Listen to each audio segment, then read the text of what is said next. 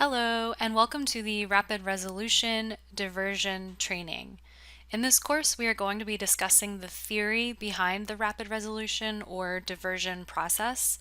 You might notice that different communities have different names for this process, but the idea behind those many names is the same. It's a conflict resolution approach to keeping people housed. Today's training comes from the Cleveland Mediation Center. They have been mediating disputes and providing conflict resolution and mediation training to the greater Cleveland area since 1981, distinguishing them as the first community meditation center in Ohio. Cleveland Mediation Center promotes just and peaceful community in Northeast Ohio by honoring all people, building their capacity to act, and facilitating opportunities for them to engage in conflict constructively. This training was also created in part by Texas Homeless Network.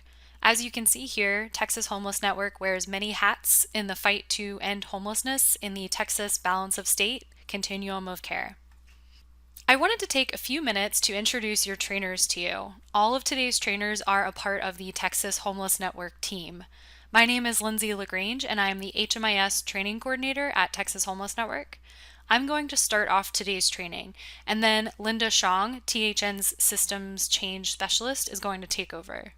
After that, Molly Lund, who is the ESG and SSVF coordinator at Texas Homeless Network, will take things from there, and we will finish up the training today with Marissa Ortega, who is Texas Homeless Network's Coordinated Entry Data Specialist.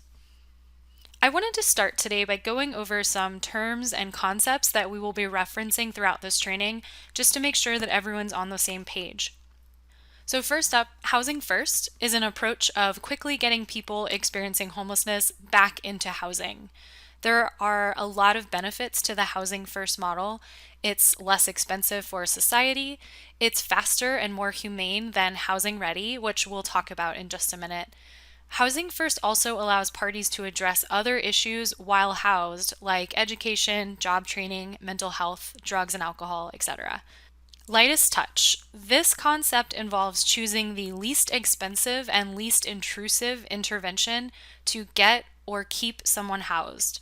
For example, rapid resolution would be a lighter touch than rapid rehousing. Rapid rehousing would be a lighter touch than permanent supportive housing. So if a client can self-resolve with a cheaper and less time-consuming program, we should strive to give our clients the lightest touch needed. Progressive engagement involves structuring initial assistance to meet the minimum requirements of persons in a housing crisis and budgeting additional funds for those who need more in order to stay housed. And finally, rapid rehousing is an example of Housing First. It's a HUD-funded initiative for people who are homeless to quickly put them into their own housing. This includes short-term rental assistance and limited case management. The tenant will pay their own rent and the unit must pass inspection. So let's talk a little bit more about Housing First.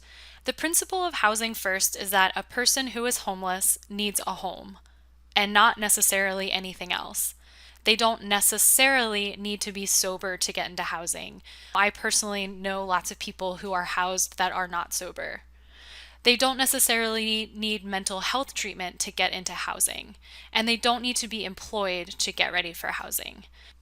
You might remember the term that we talked about in the last slide. Before Housing First, there was a Housing Ready model that we used. Housing Ready was the idea that one of our jobs in housing and homeless services was to get people ready for housing. We had to get them skilled and able to manage their own home. And Housing First said, wait, everyone is always housing ready. In our experience, it is best to be aggressive in who we choose to house. So what do I mean by that? I mean that a person who looks like they're not going to make it or they're too vulnerable, we still need to house them. We never want to say this person is too vulnerable to be housed. We do this because our experiences shows that when we assume oftentimes that people aren't ready for housing or they're too far gone to be helped, those are the people who end up in our shelters or who experience homelessness multiple times. We know about homelessness that you are much more likely to become homeless if you've been homeless before, and you're much more likely to experience homelessness as an adult if you've experienced homelessness as a child. So knowing that, we want to be really aggressive in who we choose to house. We want to be bold. We need to make sure that we're trying equally hard with every person that we work with. Demographically, we know that people who are housed are very similar to people who are unhoused in terms of things like income in their communities, education, alcohol, drug use, family size, all of that. I did want to point out that there is one demographic group that we see disproportionately in our shelter system, and that is people of color. So, why do I mention this? This because systematic racism is real, but also because we should be really aware of who is in our programs and we should be serving people equally. In a lot of communities across the US, people have started looking at their data and they're seeing that people of color in their homeless system are not necessarily being given the same amount of services, even when they have the same vulnerability score as someone else. So, a lot of communities are starting to have this conversation. They're looking at their data, which is helping them to see that they're not serving people equally, and that's part of the problem. So, now we can sort of start to move forward and address that problem in our communities. We can go to those agencies and say, hey, there's a discrepancy in your data here, and we really want to work on it. What can we do better? It's not necessarily about blame, it's just about having that conversation and recognizing that we need to do better and serve everyone equally. So, what is rapid resolution or diversion? The definition cannot just be copied from community to community. You need to figure out the formal definition that works for you and your system with the resources that you have, with the funding that you have, the way that you collect data, using what framework already exists. That's how we're going to define rapid resolution and or diversion in your community. We're going to go over what all of this means in principle, but in terms of your policy documentation, this is not something you should necessarily just copy and paste. So, my personal definition of rapid resolution or diversion is that it's empowering people facing imminent homelessness or just entering the homelessness system in order to identify safe and appropriate housing options other than the street or their car or a shelter, and assisting them in avoiding shelter and returning immediately to housing. Rapid resolution or diversion is not meant to be a barrier to shelter. A lot of times with the word diversion or rapid resolution, people assume we are trying to push them away from services. That's absolutely not the case. If a client doesn't want to participate in a rapid resolution or diversion conversation, that's okay. We don't force anyone to do that. What we do is provide informed consent about why they should have that conversation. There are two reasons to have that conversation. The first one is you might be able to work something out in that moment, bring in resources to help them so that they don't have to stay there. It's sort of the carrot in this analogy. Then there's the stick, the negative side, which is, are you aware of all the risks and difficulties of staying in a shelter or on the street? So those are the two parts of informed consent. It's not meant to be a barrier to shelter. It's not meant to be a checkbox on a form that you have to fill out. It's not a survey. None of the questions we ask are mandatory. The focus of the conversation is on the person that's in your office regaining control of the situation that they're in. That's the whole purpose of this conversation. That's what empowerment means. They are regaining control of their lives. And I want to ask you, who do you think is the most likely person to solve this client's homelessness? It's actually them. They are the most likely person to solve it. We just want to basically be their assistant in doing so. We want to help them do whatever it is they can do. These approaches and techniques may also be very helpful for persons already homeless. So this doesn't mean if someone has been homeless for a long period of time that these tactics won't work with them. All right, welcome back. So let's talk about trauma-informed care. There's a really easy way to remember all of the elements of trauma-informed care, and that is with the 4 R's. So we should realize the widespread impact of trauma and understand potential paths for recovery. We need to recognize the signs and symptoms of trauma in clients, families, staff, and others involved with the system. We need to also respond by fully integrating knowledge about trauma into policies, procedures, and practices. And finally, we need to resist re-traumatization. So here is the human brain. It's not really labeled in any scientific way. Reptilian brain is a really informal term, but it does help to convey a useful concept. Fun fact here, your brain is about the size of both of your fists put together. So on the outside, or the fingers of the brain, is the neocortex. This is what's in charge of your judgment, planning, thinking through something, creating something. Then you have your midbrain that helps you be social. It helps you engage in remembering things. And then you have your reptilian brain. This is the inner part. This is the part that helps you with survival, reactions, and repetitive thinking. So, when you're in a crisis or conflict, your inner brain becomes active and dominant. Your exterior brain becomes less active. So, let's think about the three reactions we have to conflict or crisis: flight, fight, or freeze, right? What does fight look like in terms of a client who's in your office? I bet you can all think of a couple examples of someone who responded in fight mode. What about freeze? What does that look like in your office? Clients probably don't know what to do. They want you to do everything. They might say yes to everything. Yes, I'll do that. I'll do that. But then the next time you talk to them, they haven't done any of it. And then what does flight look like? They run away, right? Or they just don't even show up in your office. I heard a story about a client who would call an outreach worker to meet them somewhere, and then every single time, by the time the outreach worker got there, the client was gone already. And then they would pick up the phone and say, I couldn't do it today. You don't understand. You don't understand. And it would happen again and again. That's what that flight reaction looks like in this situation. And prolonged stress, particularly sleep deprivation and elements like that, really affect our brain over the long term and affects which parts of this muscle in our head we're using versus not using. So, what can we do to work out those muscles?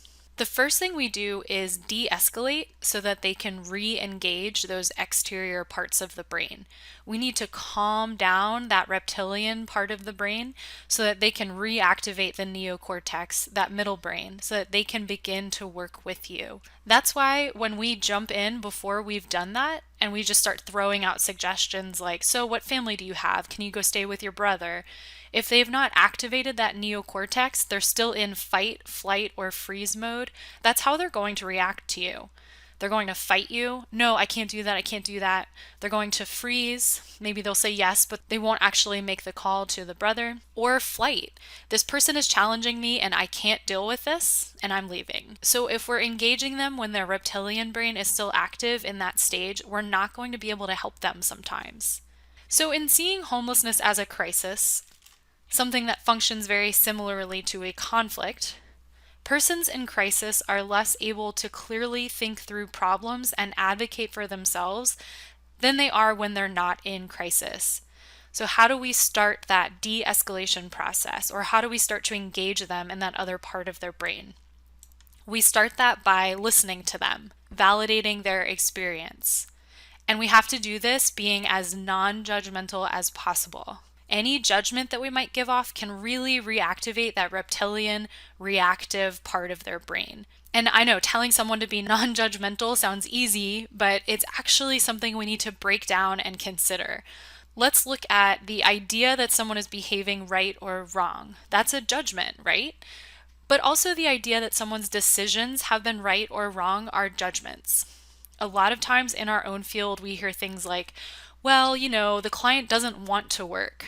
When people have that type of reaction, those are forms of judgment. And we really need to be careful with the clients in this way because we can reactivate them. We really want to challenge you to look at where you do hold judgment with your clients because we all do it. It takes a lot of work to withhold all judgments. But we need to think of it as a muscle. We have to practice and work out that muscle before we'll be better at it. It's not going to just come to us naturally. And then there's being client-centered. So we are all about what the client's goals are and not assuming what they need, but helping them to articulate what their needs are. And one of our favorite stories that conveys this is from a lovely woman who worked at a shelter in Florida that also had a clothing room. So she's driving to work one day and she sees a guy at a gas station with no shoes on. And it's winter, which it's in Florida, so it maybe not the most intense winter, but it's probably a little cold. So she goes on her way to work and she sees a pair of shoes and she grabs them and goes back to him and gives him these shoes. And he says, "Oh my God, thank you so much. I appreciate it." And she's driving away and she hears him go, "Shoes for sale, shoes for sale." And she gets really angry. She gets really upset, like, I just gave this guy a pair of shoes and now he's trying to sell them. And she slowly realized over the next few weeks that anytime she drove by him at the gas station, he never wore shoes. That person did not like to wear shoes. She assumed that he needed a pair of shoes. She assumed that that's what he needed. And what she found out was that shoes were not what he needed. So her anger was actually about her expectations and her judgment on what he needed versus letting him articulate what he needed. So to continue on, conflict resolution being a strength-based approach. So we're trying to see that it's not that this guy was rude to her or trying to hawk the shoes she gave him, but actually that this guy was able to sell shoes from a gas station. He knows how to do that, apparently. I've never had to sell shoes at a gas station. I don't know how I would even start that process. But being able to identify those strengths, those successes, those skills can oftentimes be things that we see as negative, like arguing in your office, angry in your office. Well, they're actually advocating for themselves, right? I'd rather have a client that's fighting me than one that's fleeing, because I can't help a client that's not in my office. We can't help clients that we can't find. So we need to try and see those things that can sometimes seem difficult as strengths. They're advocating for themselves. Great. Let's turn that anger into something more positive. We should look at where they have succeeded in the past. So the fact that they made it into your office is a huge success, period. The fact that they're even meeting with you. The fact that they were able to navigate the system to make it to your office, which I think we all know is a little bit complicated, that's a huge success. And whatever resources they have, they must have something that's been keeping them going for the last 3 months or the last 365 days. We're trying to make it 366. So we need to figure out whatever those resources are, whatever or whoever has worked already and been able to help them up to this point. That's what we want to engage, because as we already learned, the client is the most likely person to solve their homelessness. And they probably have more resources when they walk in your door than they would after being in the shelter. So we want to engage them at this critical time where they still have all of those connections and resources and networks and strengths or successes while those are fresh in their mind, so that we can start to move them forward. And then there's this part about supporting and trusting that people want to succeed. We've all heard someone in our field or maybe in our personal lives say, "Yeah, but some people just want to be homeless. They want to be out on the street." And I have to say, this really drives me up the wall. It doesn't drive me up the wall because it's not true. Yes, it's true that there are those cases, right? That 0.5% of people that do want to be homeless. I'm not denying that they exist. But what I'm saying is that they are not the dominant number of people that we see. And that assumption that has spread in society is really toxic in terms of what we're trying to do a lot of the time. If people don't want our help, we don't force our help down their throats. But this idea that there's this large number of people who want to be out there is not really what we find in this work. And the other part of that is that this 0.5%, they do not always want to be out there. I have another story for you. There was a woman in Florida, again, who has a client who'd been homeless for around 20 years. When he started being homeless, he was around 30 years old, and now he's into his 50s. So for 20 years, he only ever took services like socks, clothing, things like that, nothing more. He would refuse anything else. Well, it turns out you want very different things when you're 20 versus when you're 50. So it turns out it was really hard for him to see at night with his cataracts. So he said, "Look, I'm willing to go into your shelter while I get cataract surgery, but that's it. And then I'm going right back out afterwards. I don't want to stay here.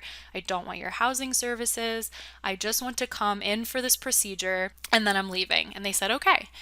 It was the first time he'd slept in a bed in 20 years, and he did not want to go back to the encampment after his cataract surgery.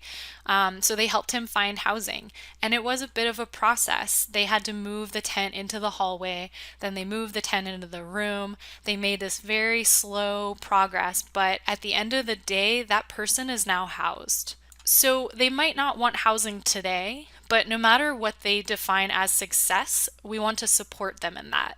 We are the bridge that they cannot burn. No matter how many times you say no to me about assistance, that's fine. But if you want it in the future, I'm still here.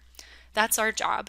One way we can find out about the actual answer to that question of whether or not they want to be housed is by asking clients to think about a time when things looked better. So if you ask them when did things look better and they tell you about a time that they were housed, that client does not want to be out on the street. Not just to repeat what we've already covered, but the impact of conflict and crisis on our brains impacts not just our ability to deal with case managers, but it impacts our ability to view ourselves. So it impacts our ability to be hopeful and confident and see that everything's going to get better when everything's going wrong. I know I've definitely had those days when 3 things have gone wrong, and I just know that number 4 is going to go wrong too. It's really hard to be hopeful in those situations. So your ability to clarify your goals is impeded, and it's difficult for a number of reasons. First of all, you're in an unknown space. You don't even know what the options are or which direction is even an option, and you don't want to get your hopes up. You want to keep them pretty low at this point. So clarifying your short-term and long-term goals can be hard. I was talking with a case manager recently who was telling me about an individual he had housed, but he kept losing his job. He had 3 kids and a wife, and he kept losing his job. And the case manager was able to keep connecting him to other jobs, which is what he wanted. And I said, wow, what does he want to do? And the case manager was like, what do you mean? And I said it again. And they said, well, I've gotten him jobs in fast food and temp work here. And I was like, right, but what does he want to do? And the case manager said, I don't think I've ever asked him that. If you don't have that long run vision and you feel like you're working in a dead end job, which can cause depression, it can be really demotivating. So it's sort of that idea of giving that client the ability to have that vision, to feel hopeful and make them feel like they're moving forward rather than they're stuck in a loop. Effectively advocating for oneself to take back control of their lives. So if the client is feeling like a failure or feeling shame, then their ability to advocate for themselves is subdued. We want to help them feel like they haven't failed, right? Being in your office isn't a failure, it's a success. You got here. And focusing on what they've done right to get there. So we should focus on the good decisions they've made so that they're able to effectively advocate for themselves and say those things that have gone right. And then to have positive interactions with other people. If all that happens after you have this rapid resolution or diversion conversation is that your client leaves the room feeling like they can have a better conversation with the next person that they're going to have to interact with, because you know that you are not their last conversation of the day, right? Then you have succeeded. If all that happens after they leave your office is they feel more confident and hopeful and more clear on what their goals are, but they're still going in the same direction in terms of shelter or being outside tonight, then you have still succeeded in that conversation. So even if it doesn't fall into the box or you don't get to put this into HMIS as a successful rapid resolution or diversion exit, even if that's true, you've still succeeded. They're going to be able to have a better housing plan conversation with the next shelter staff, or the next time they come see you. They're going to be more willing and open to have this type of conversation. So that's still a success in our mind.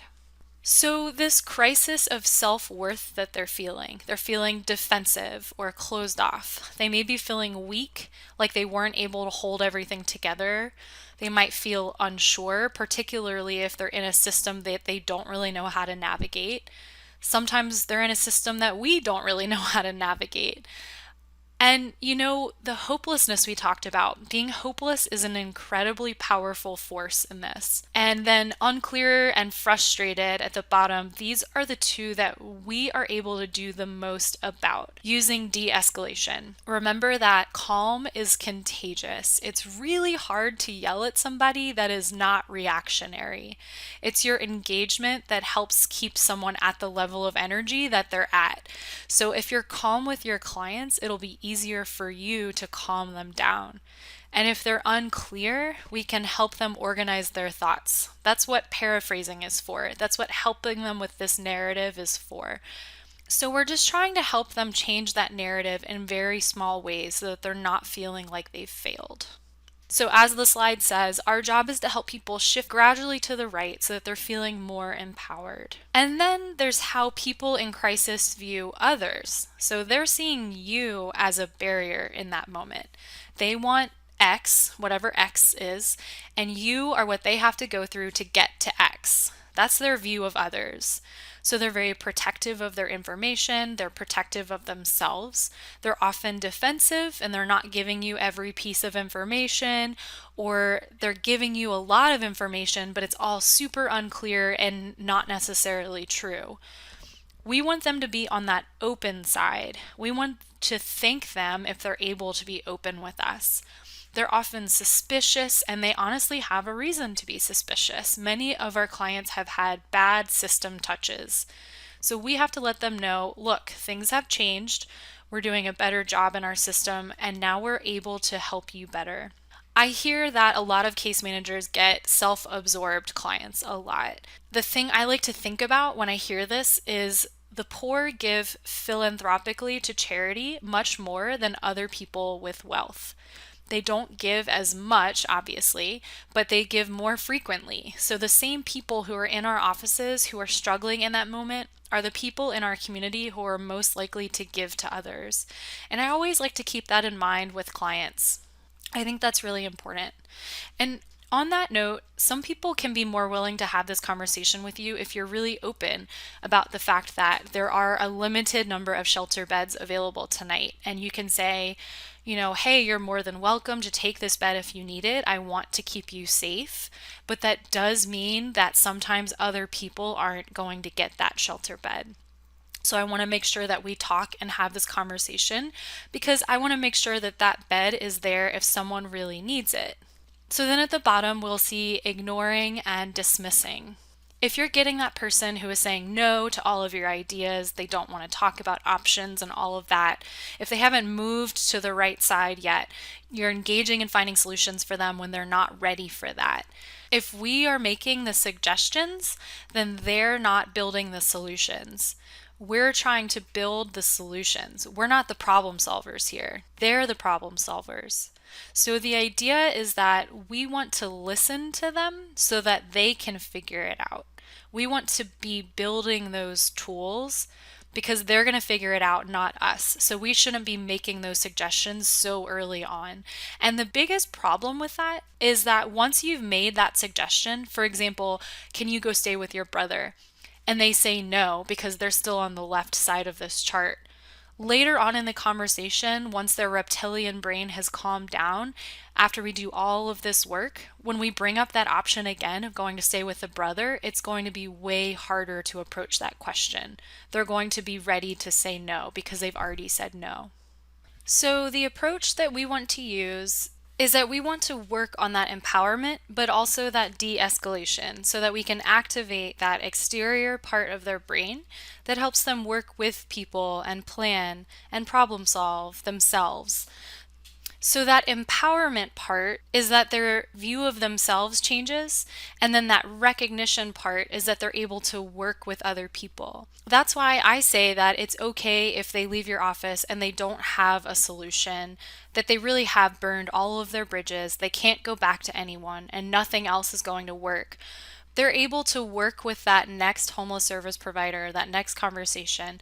They're able to recognize that other person and have better conversations with that person. That's a success. This isn't necessarily just about this interaction. We're paving the way for future interactions as well.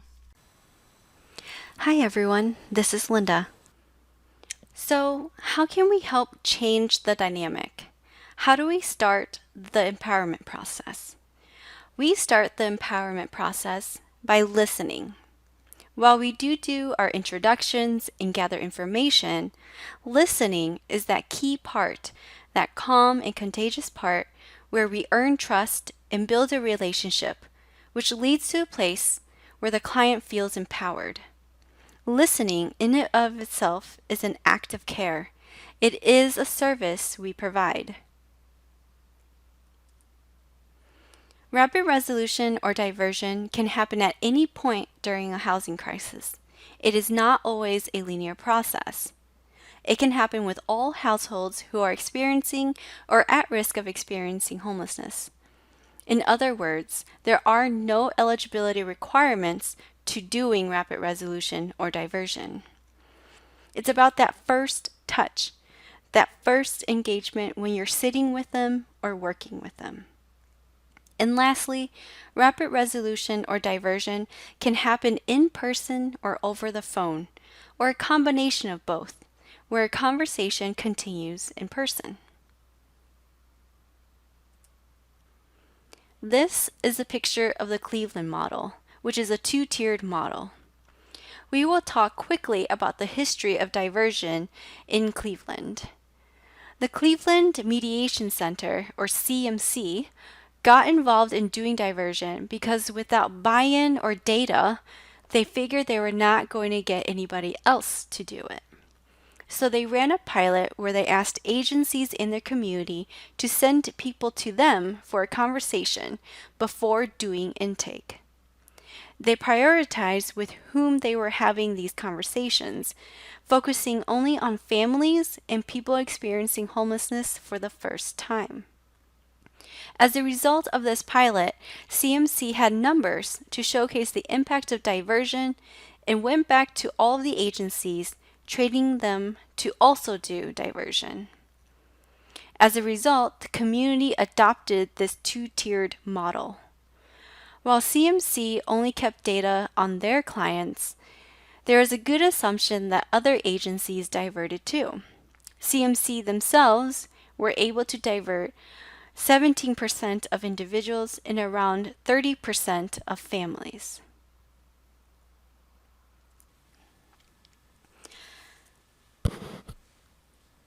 In the Texas Balance of State Continuum of Care, households experiencing homelessness or a housing crisis appear for housing services at entry points. Assessors at the entry points will have that first diversion conversation with the household, connecting them to resources already available to them. These conversations continue if a household does stay at an emergency shelter. These conversations can take up to 14 days. If the household does not resolve their housing crisis and they can be considered Category 1 or 4 homeless, then they are enrolled into coordinated entry, where the household completes an assessment at the entry point.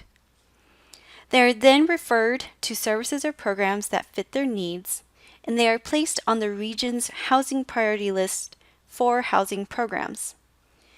It is important to note that throughout their entire coordinated entry enrollment, diversion needs to be happening where conversations with the household are had regarding an exit to housing plan.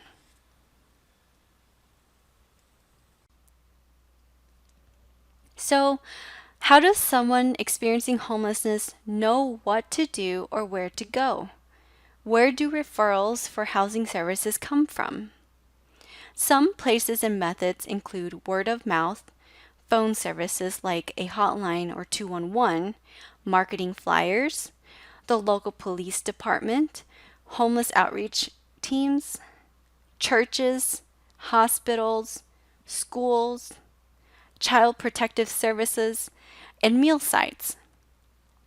Why is this important and relevant for rapid resolution or diversion? Because these are places and methods where rapid resolution and diversion can be happening. It is very important that we reach out and engage with people within and outside of homeless services to also do rapid resolution and diversion. Not only does this help us allocate our resources to those who are most vulnerable, it also supports a community approach to empowering those experiencing or at risk of experiencing homelessness by connecting them to resources they already have. It's helpful to think of coordinated entry as the emergency room of homeless services. For instance, a patient goes into an emergency room and they're in crisis. What do hospitals do? They triage. If someone is having a heart attack, they are treated differently than someone with a broken toe. Next, there's a multidisciplinary approach to treating and releasing. Just like there are specialties in the medical field, like neurology, pediatrics, or surgery, there are specialties in housing services, like outreach, veteran service providers, or emergency shelters. Then, emergency rooms and hospitals in general operate from a treat and release as soon as possible approach. Other than cost or insurance coverage, why is there such a focus on quickly releasing back home? The answer is the risk of secondary infection or the contagion effect. How is this also true for shelters? For instance, if someone had a job and had to stay at a shelter where there are rules and regulations, and people around them did not have a job, there is an increased likelihood that they may lose that job. If someone has anxiety and had to stay at a shelter with other people with anxiety, there is an increased likelihood that they become more anxious. So, how do we frame these risks for households? One example may be, look, I'm hearing that one of your goals is to keep that job, and I want you to know that it is often hard to maintain a job while in shelter. I want to support you in keeping it, but it might be better if we're able to find you a safe place to stay outside of shelter. It's not about scamming people. We're trying to make them feel like they can make an informed decision and that they understand the risks they take on when they do that. It is informed consent. It's to say to the person we're working with, look, every option has its pros and cons. These are the cons, particularly if this is your first time in the system, and we're at a point now where we can work on it. Now, in a rapid exit conversation where households are already in a shelter, they may already know the risks. The conversation may look like this. How have the last few nights been? Has it been loud? I know it can be loud. Having these conversations remind households about the risks of being there. If they have a safe place to stay, it's better than them being here. These are the 4 principles for homeless prevention by the National Alliance to End Homelessness, which we'll walk through how they directly relate to rapid resolution and diversion. We recently talked about rapid assessment and triaging, looking at coordinated entry like an emergency room. We also want to stress that ultimately it's everyone's job to do rapid resolution and diversion. We're setting the expectations for the household that while it's okay that they don't want to have this conversation with me, the next person they talk to will have this kind of conversation with them. Also, it's important that we focus on personal safety. It is not our goal to rapidly resolve someone into an unsafe environment. And who defines what safe is? The client. If we don't think it's safe, rather than say it isn't safe, which may lead them to feel judged, we can discuss with them a safety plan, including options if that housing doesn't work out or if they begin to feel unsafe. Principle 1 is also about definite action steps for the household. We do not create a to-do list for them. Instead, we help them decide what they're going to do as their action steps. We can offer them resources or referrals, but it has to be their choice. And lastly, it's about returning the control of problem solving to them as much as they can do. Principle 2 is about households regaining a sense of control. We focus on their goals, choices, and preferences, and have respect for what they've accomplished so far. However, this does not mean that clients are protected from the natural consequences of their actions. What do we mean by natural consequences? For instance, a person is kicked out of their apartment for relapsing. Is that a social or natural consequence? It would be a social consequence, because a natural consequence is when someone does something and it leads them to a heightened risk of something else, and there's nothing we can do to lower that risk. For instance, if you're smoking, you're at a higher risk of lung cancer. We can't negotiate that risk for you. On the other hand, if you're kicked out for not paying rent, we can negotiate with your landlord. If your roommate kicks you out, we can negotiate with your roommate. It doesn't mean it will work, but it's not a natural consequence. We often treat social consequences like natural consequences, something we can't negotiate. For social consequences, we advocate as much as we can for our clients. We can think of Principle 2 as harm reduction for social consequences. This helps us to reframe our interpretation of what households are experiencing. For Principle 3, we will skip the blue box on the slide because we will touch on funding later. This principle is about progressive engagement. We start with the minimum assistance for a household and only help more if needed.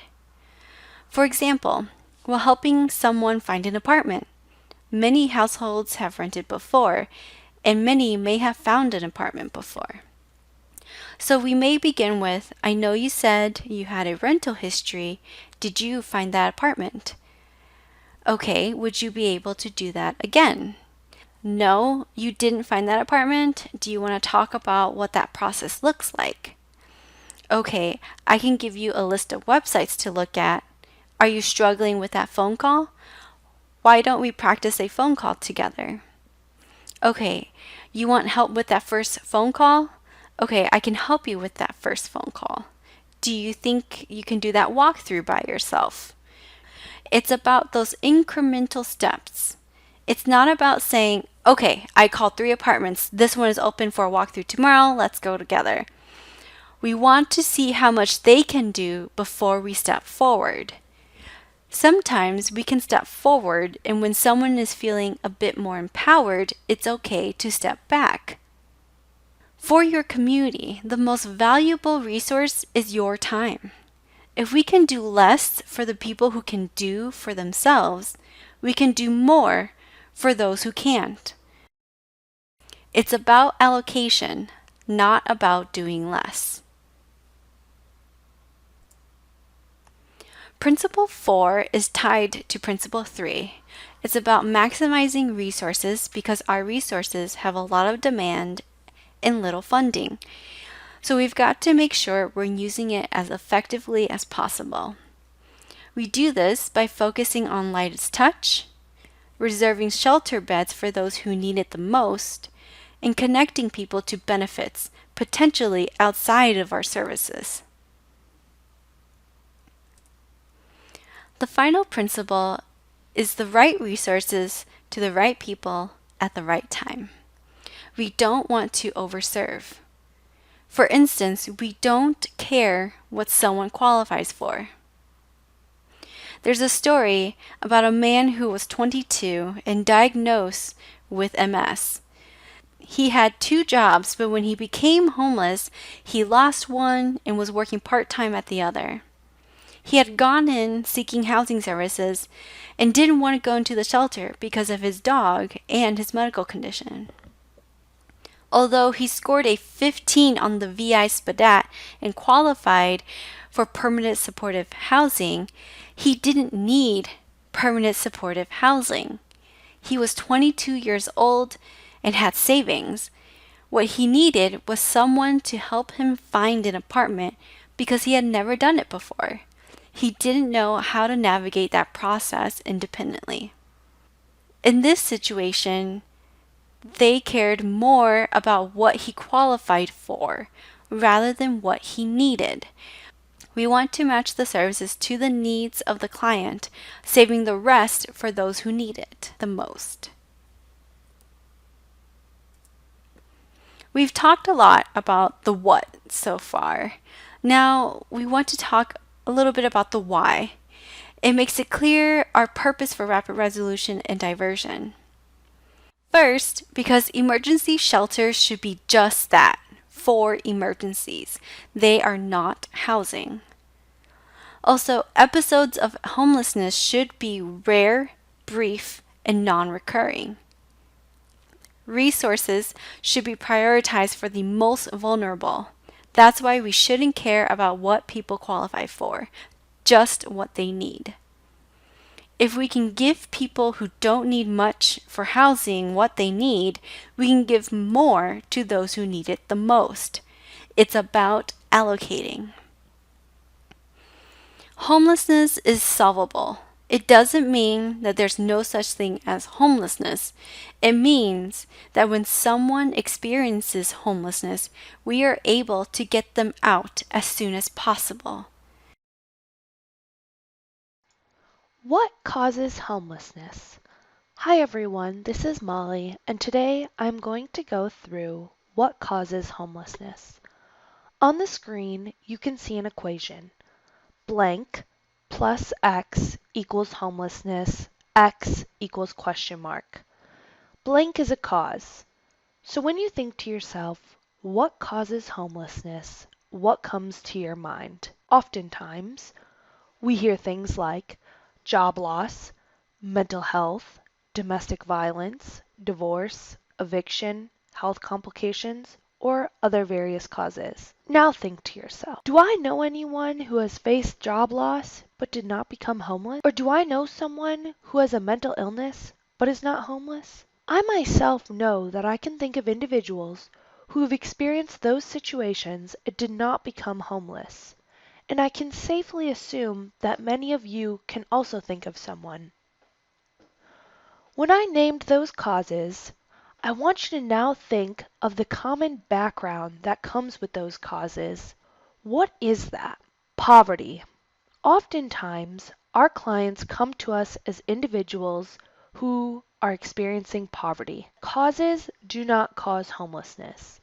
That job loss, that eviction, etc. That's not what's causing the homelessness. Poverty causes homelessness. Of course, you may be thinking of that time you had clients of means, but why does that story stick with you? Oftentimes, it's because we only had one or two clients who had means. What I mean here is that wealthier areas include many people who face domestic violence, drug or alcohol addiction, mental health issues, but we rarely see people from means in shelter or on the streets.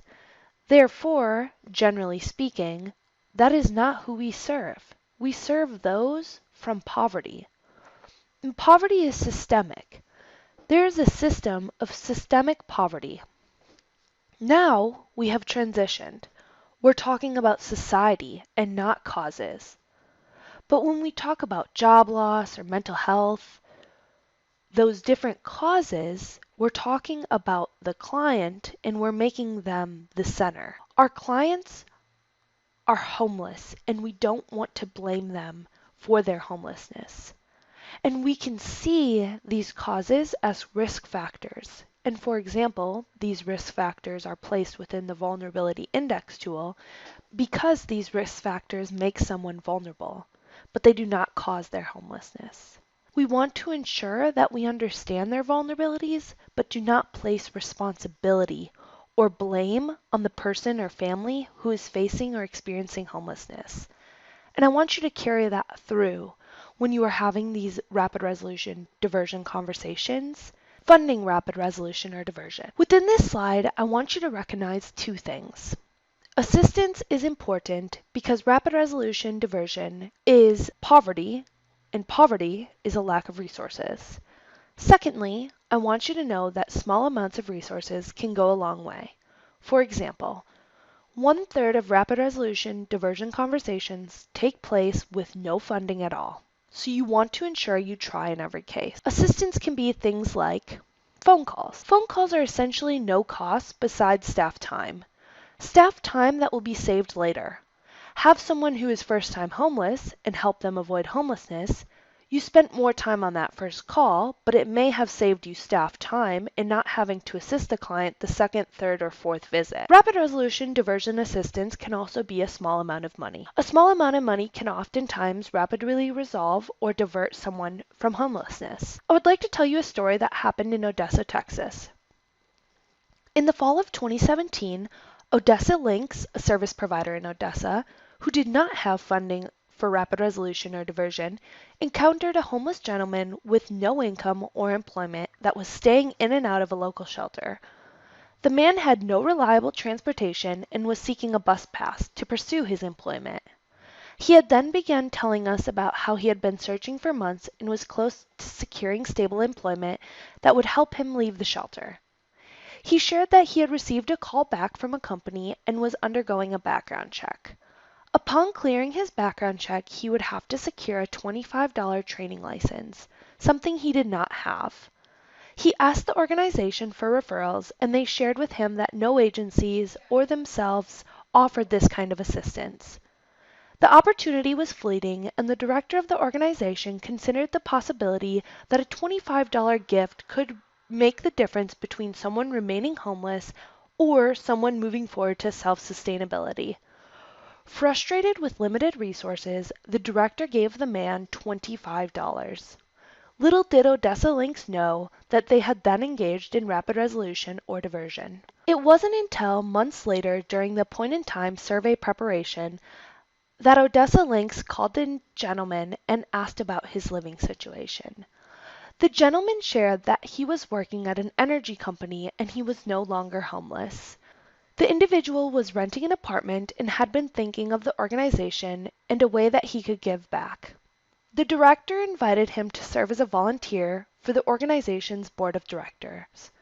He accepted the position in the spring of 2018 and has become one of the highest contributing donors for the organization. This is just one way where a small amount of money can make a large difference. Now I want to talk about a small amount of food. When thinking about a small amount of food, think about, can the client bring food via the food pantry, or what can you help give them? Is the client eligible for SNAP? Can we help them apply for SNAP? I want to now talk about another story. One time, I heard a story about diversion via hamburger meat. There was a woman who presented as homeless, and she stated that she was previously living with her mom and that she could no longer stay there. The diversion specialist asked the woman what caused her mom to tell her she could no longer stay. The daughter explained that she was living with her mom and her boyfriend, and one day her and her boyfriend were hungry while the mom was at work. The mom came home and was very angry because the mom had looked forward to having hamburgers that night after work. The mom then told the daughter and her boyfriend to leave.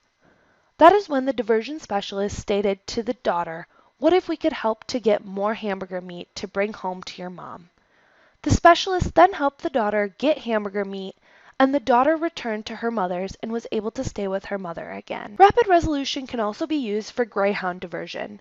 Travel costs that can be within the region or far away. Some clients may just need a Greyhound ticket to get back to their family, especially if they had initially left for a job and the job fell through. You may want to check with your local Greyhound to see if there's any assistance that they can help with, as sometimes they offer assistance for runaway youth and veterans. Additionally, rapid resolution diversion assistance can be other assistance, like utility bills or back fees. Lastly, you would sometimes include first month's rent and deposit. Now when we look at this left side and see what assistance can be, I want you to think about how much less expensive it is than rapid rehousing, which has an average around $880, a shelter stay, which has an average about $4,819, or transitional housing, which has an average for a family of $2,706. As you can see, rapid resolution or diversion assistance can be much more expensive. You always want to ensure, however,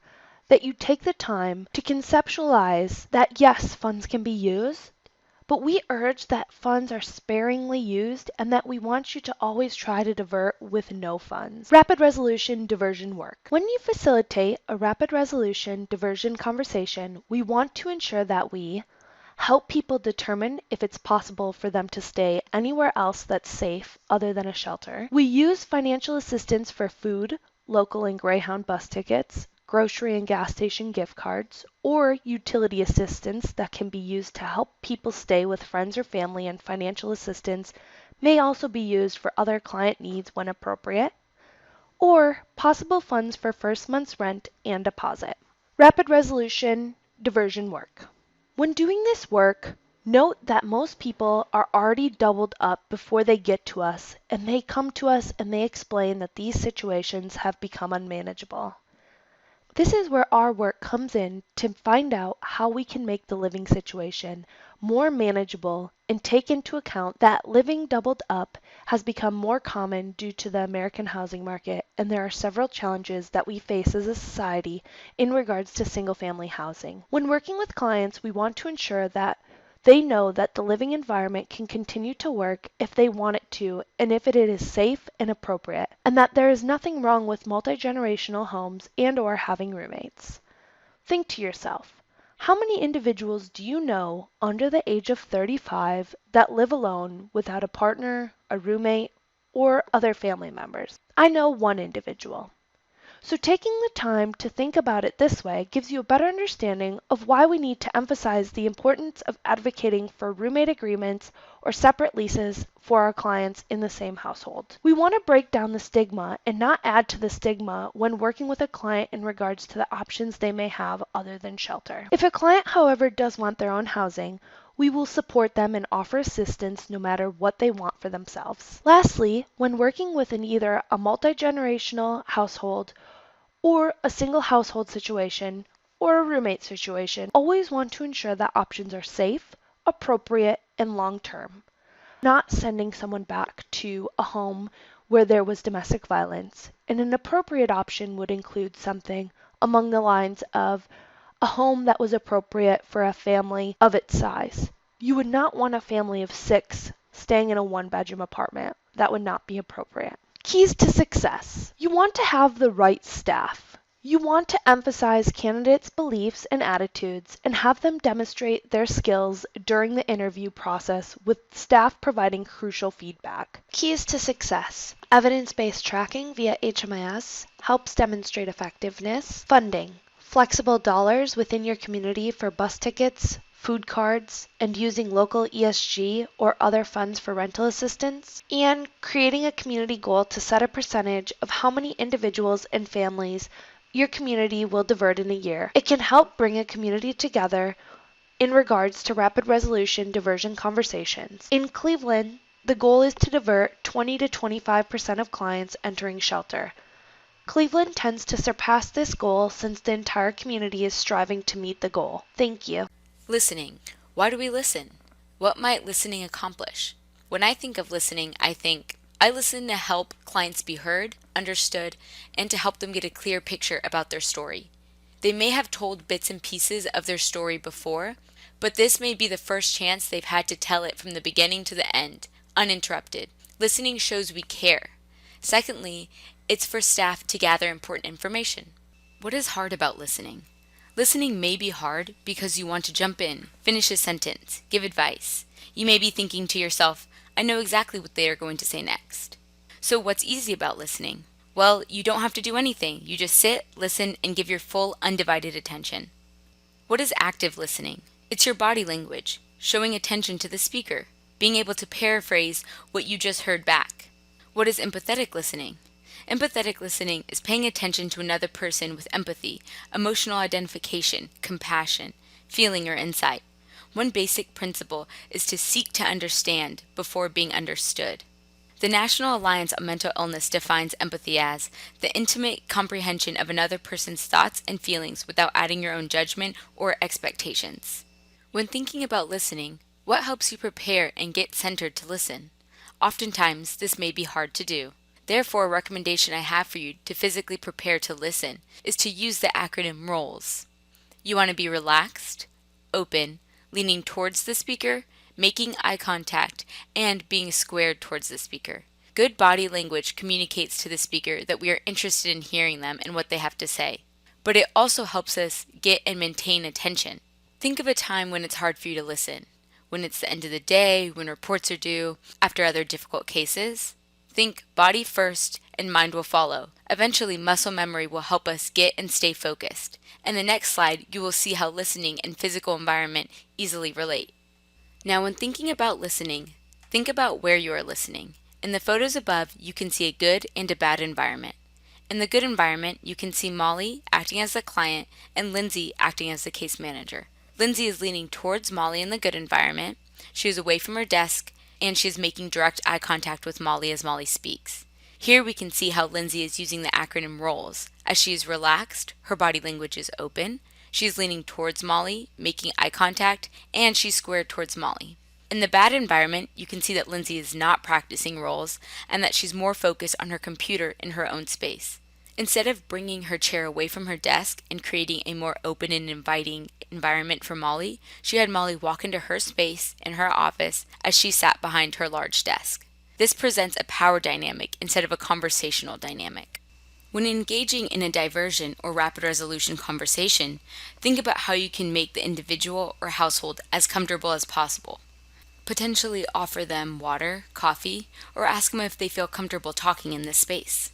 When thinking about the environment, think about how we can work to equalize our meeting spaces to set up the dynamic that we are here for our clients. When listening, we also want to be engaging with the client by asking open-ended questions after they've finished speaking. Open-ended questions help the speaker illuminate what they're saying. Some examples include, "Can you tell me more about this? What was the situation like?" Some other helpful non-judgmental questions include, "What has worked well for you in past similar experiences? What options are you thinking of?" Now I want to do an activity with all of you watching this video. For this activity, I want you to think about something you are ashamed of. Not something you are embarrassed about, but something you feel shame about. The difference is you can be embarrassed about something that happened to you that was not your fault, but when you're ashamed of something, it's because of a decision or action that you have made. Once you have thought about it, I want you to then put it into words, type it up, and email and send it to me as part of the training. Okay, as you probably guessed, I'm not actually wanting you to send me something you're ashamed of in an email. But if I were to make you email me, would you have changed your story? Would you have lied? Would you have not emailed me or emailed me something completely different than you had originally thought of?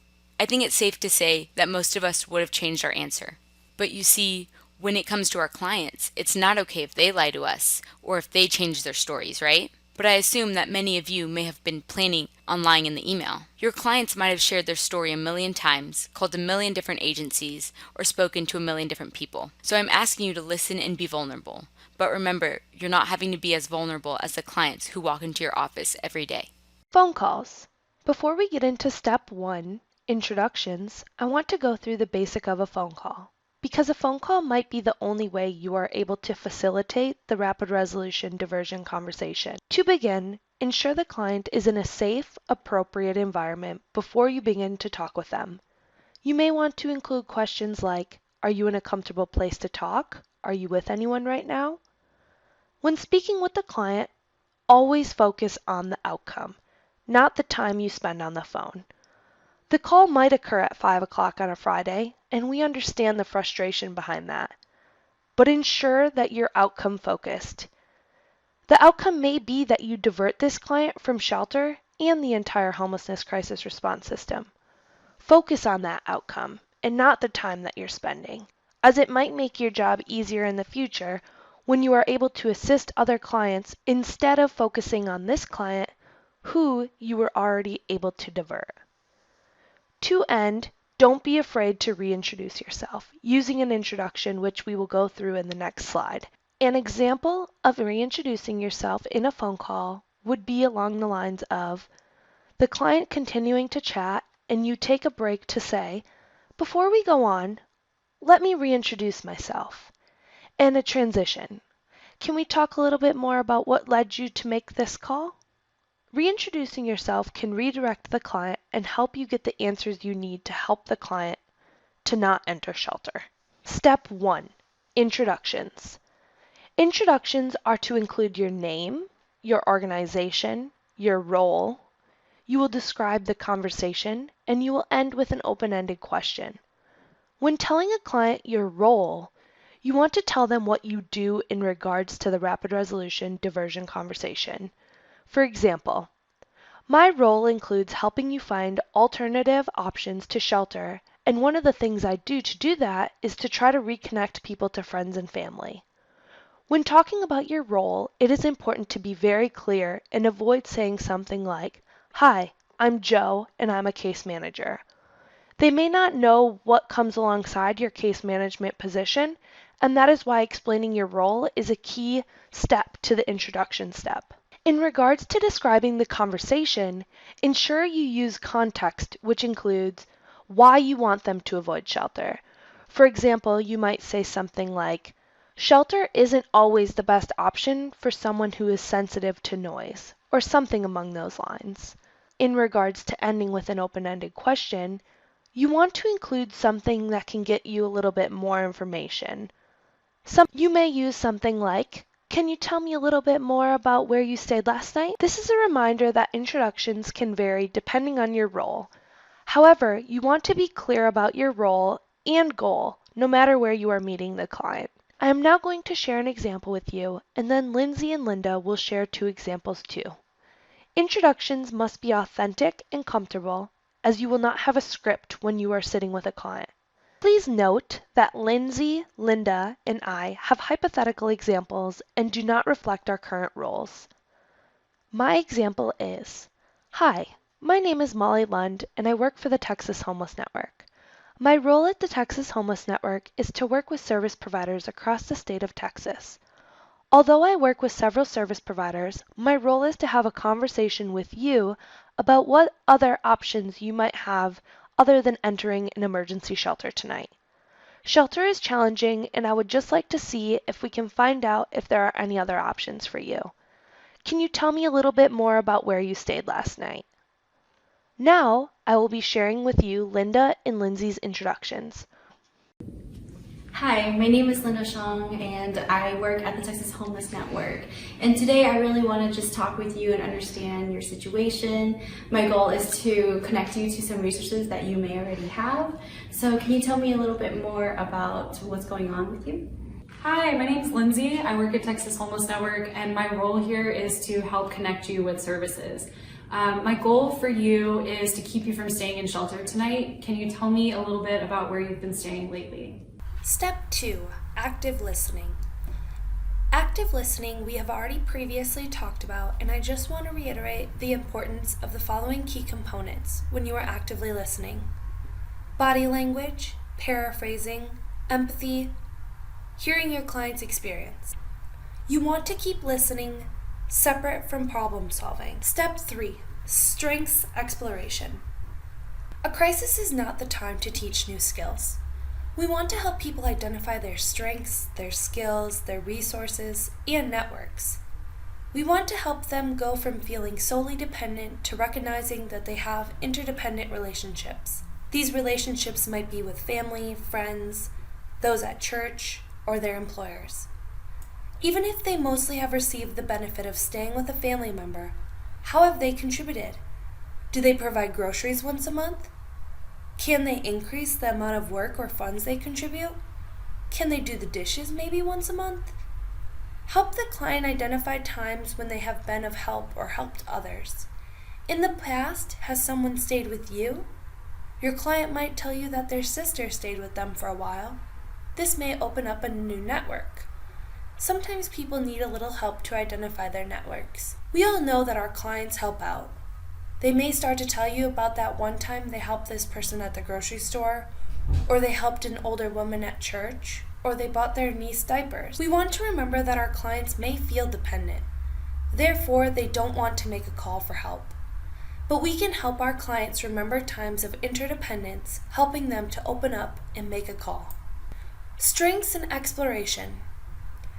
Using a client's previous apartment as an example of successes, relationships, and networks. So I want to now show you an example of this strengths and resource exploration activity. Imagine that we have a 25-year-old single mom of two, Katie, who previously had an apartment and who is currently working at Denny. When we think about this client, we want to focus primarily on the housing aspect of the client and how we can ensure she can find housing again as she has presented at shelter. Begin with successes in regards to her housing. One success includes that she successfully found a place on her own, she never missed a rent payment, and she didn't ever pay rent late. Now we want to look at her relationships. The client has a relationship with her old landlord, and she has built relationships at work. Next, her networks. The client has a network of neighbors and coworkers within the neighborhood which she previously has lived in. So what you can see here is a short example on how you can explore resources, strengths, and networks with every client you interact with. Step 4, moving forward.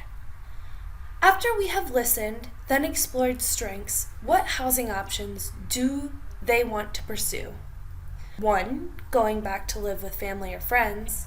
2, returning to their own residence. 3, temporarily diverted as they now seek new housing. And 4, relocating to a safe, permanent place out of town. Things to consider. When moving forward, we always want to find out about housing history and income. We also want to think about, are the options safe and appropriate for the client? What does safe look like? Safe includes, you want that client to stay somewhere safe. We would not want a client to return to their old partner who was previously abusive. Appropriate includes not sending a family of 7 to live with their mother in a 1-bedroom apartment. We would not want 8 individuals sleeping in a 1-bedroom apartment. It is key to ensure safety and appropriateness of every moving forward situation. Now you will be watching a clip of Linda and Marissa in a video demonstrating a rapid resolution conversation. You want to ensure you pay attention on how Marissa keeps the conversation going and how Marissa does a great job of helping Linda explore other options than entering shelter. Thank you.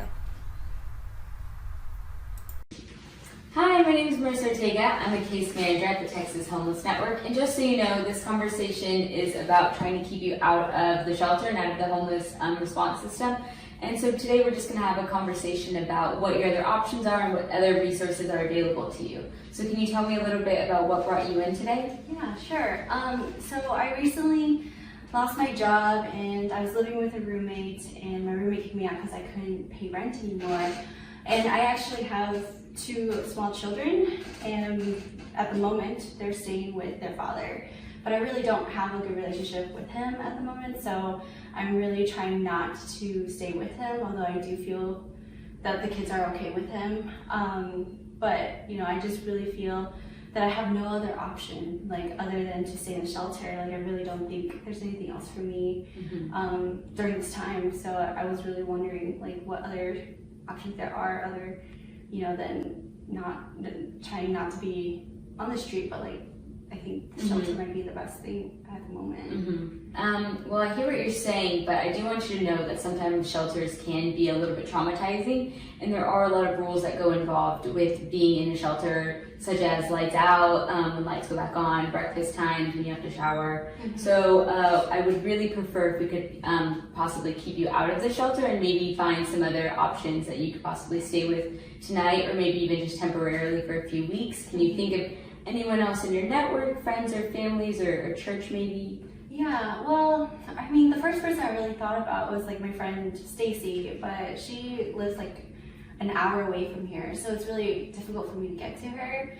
And she's always been there for me in other tough times, but for now I just feel like I would be such a burden on her, and this is such a personal issue. Like I don't want to I don't bring that up to her, but like she's the only person that I could think of at the moment. I don't live anywhere near family. I'm actually really far away from them, so it's hard to talk to them. But you know, at the moment, like that's who I would think of. Okay.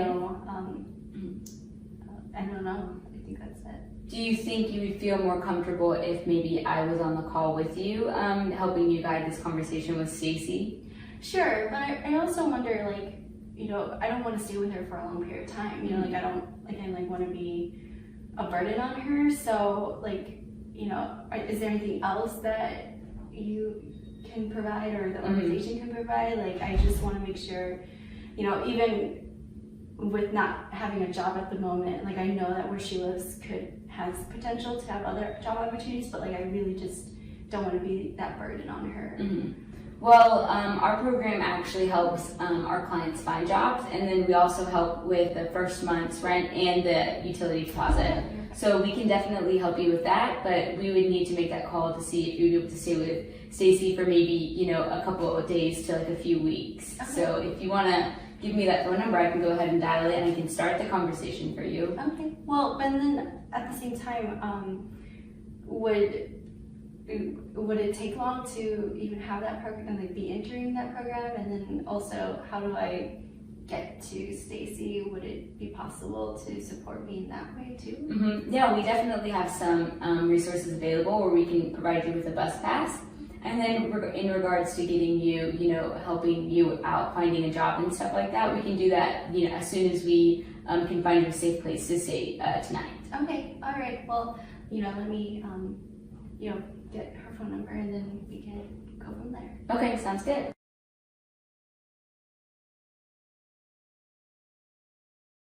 Hello everyone, my name is Marissa Ortega, and today I will be talking about the 4 rapid resolution outcomes. Outcome 1, permanently back with friends or family.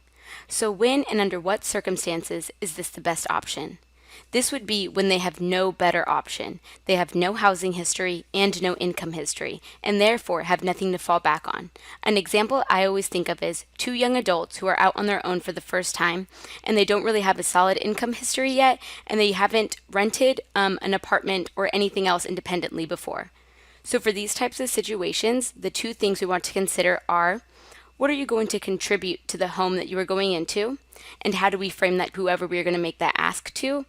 And what are you going to use this time for while you are there?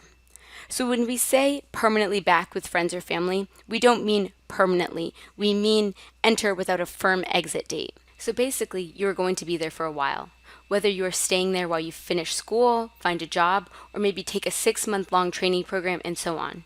Some stories I've heard where this situation works out is the individual staying with the friend wakes up every morning and takes their kids to school because that friend was not a morning person, so waking up early to get the kids dressed and to school every day was their least favorite task.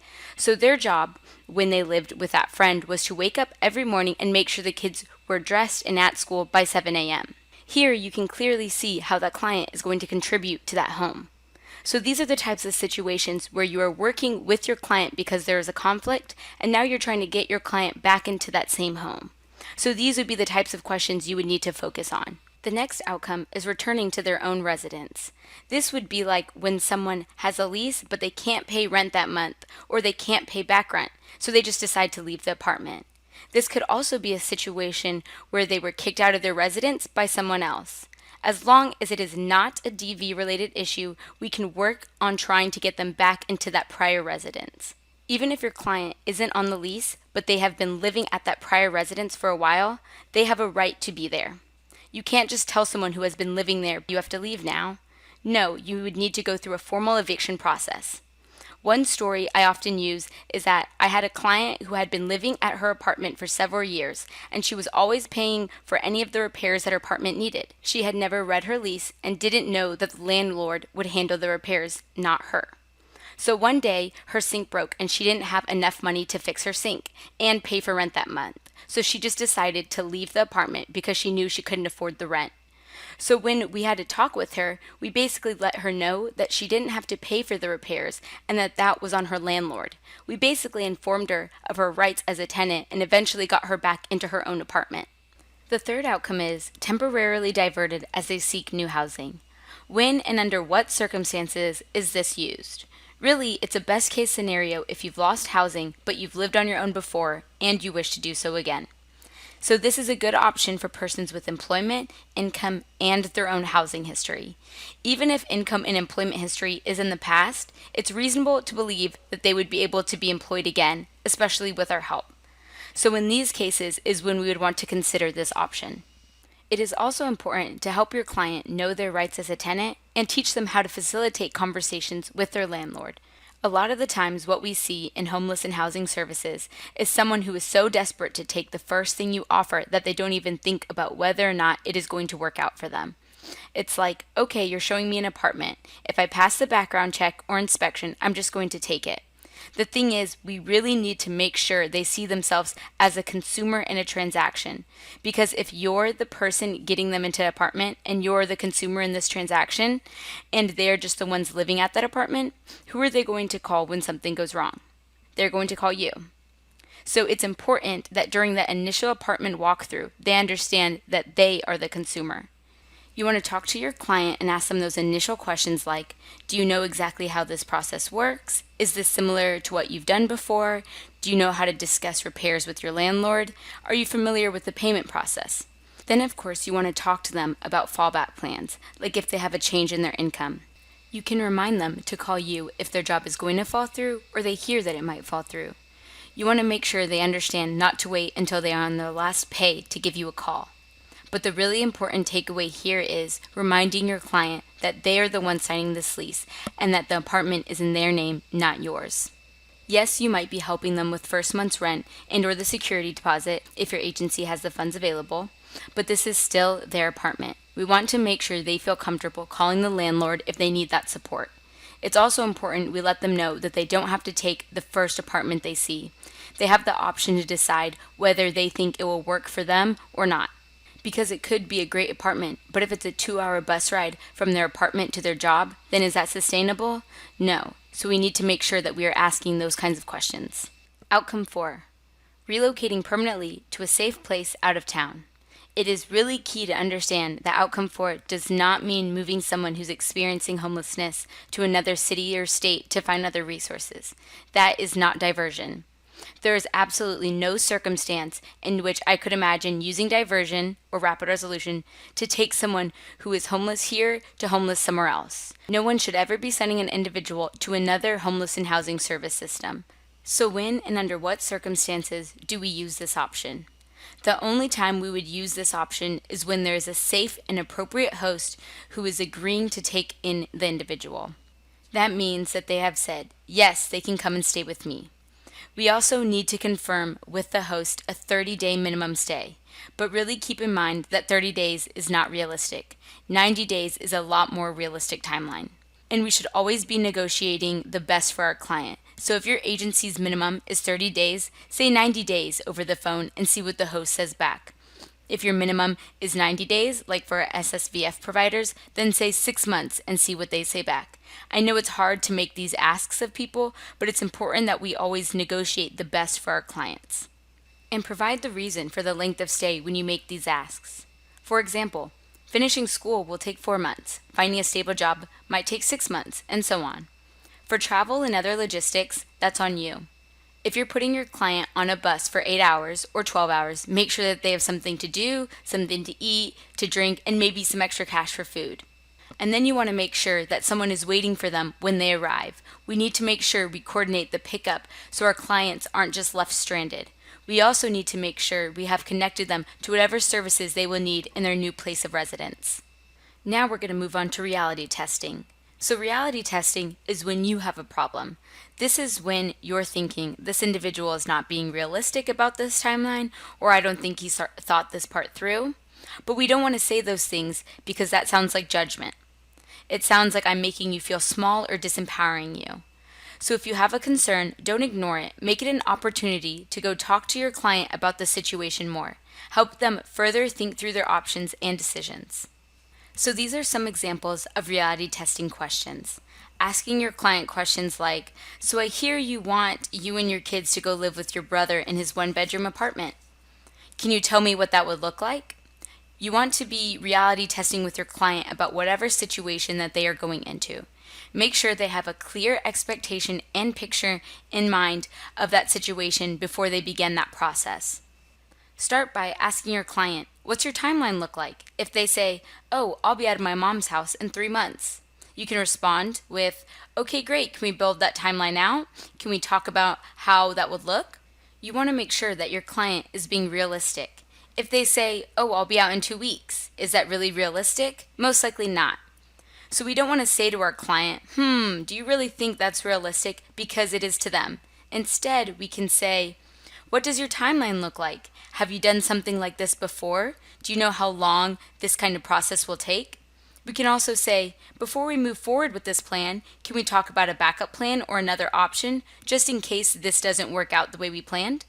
So that way, in case it doesn't work out, we can say, that's all right, let's keep moving forward with our other options. So always make backup plans with your client. That way you can always keep moving forward if one option fails. To wrap up, I just want to emphasize that wherever you work, whatever your role is, remember to listen first, understand, and be as empathetic as possible. Compassion is the core of what we do. We want to leave no stone unturned to get our clients back into housing. We are trying to help them think through their options and choices. But remember, client choice always comes first. And if a client is difficult, please try and remember that your client is in crisis mode. They aren't their best self at that moment in time. So be understanding and work with them. Help them realize their strengths and resources that they have available, because in the end, we are here to help them.